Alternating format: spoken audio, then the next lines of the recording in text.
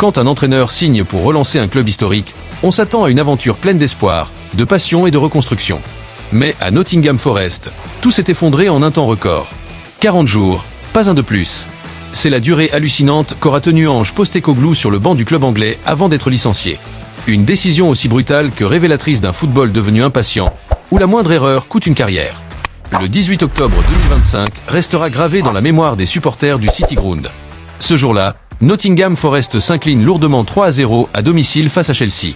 Une humiliation de trop pour la direction, qui, quelques minutes après le coup de sifflet final, officialise la fin de l'aventure Postecoglou. Le message est clair, la Premier League ne pardonne pas. Dans un championnat où chaque point vaut de l'or, Forest n'a pas eu le luxe d'attendre. Pourtant, à son arrivée, Ange Postecoglou symbolisait un renouveau. Auréolé d'une belle réputation acquise à Tottenham, le technicien australien devait apporter un style offensif, moderne, basé sur la possession.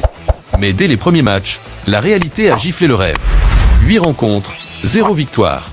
Des failles défensives béantes, une attaque sans tranchant et une équipe en plein doute.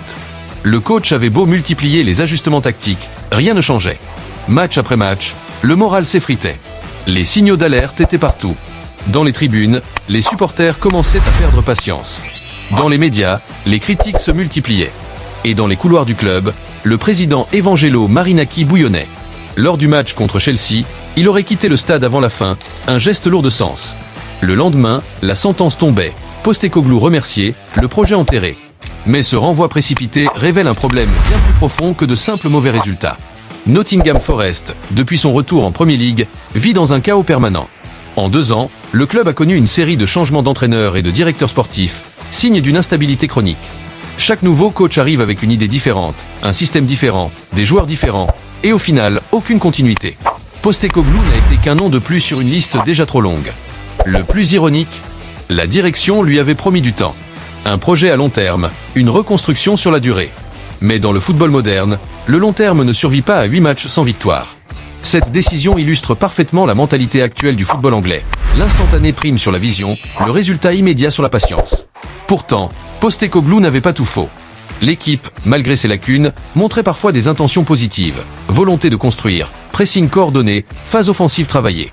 Mais entre les bonnes idées et les points au classement, il y a un gouffre que Nottingham Forest n'a pas su combler. Certains observateurs estiment que le coach australien a payé les erreurs d'un recrutement mal géré.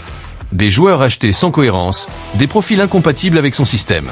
D'autres pointent du doigt la direction, accusée d'avoir voulu copier un modèle de jeu sans en comprendre les fondations. Quoi qu'il en soit, le résultat est le même. Un entraîneur sur la touche, une équipe en crise, et un club à reconstruire une fois encore. Ce limogeage éclaire aussi la solitude des entraîneurs à ce niveau.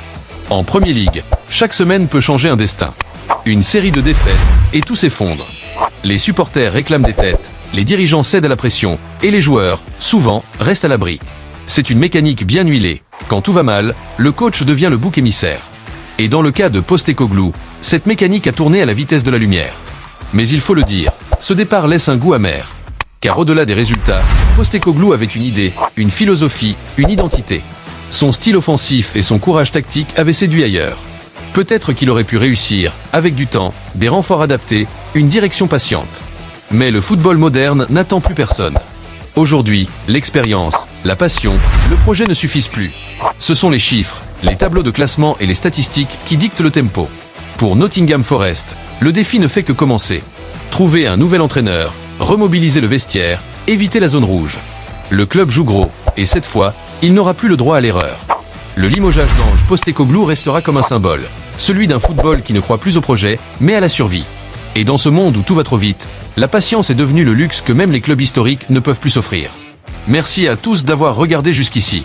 N'oubliez pas de liker, de partager et de vous abonner si ce n'est pas déjà fait. Laissez vos avis dans les commentaires. À la prochaine!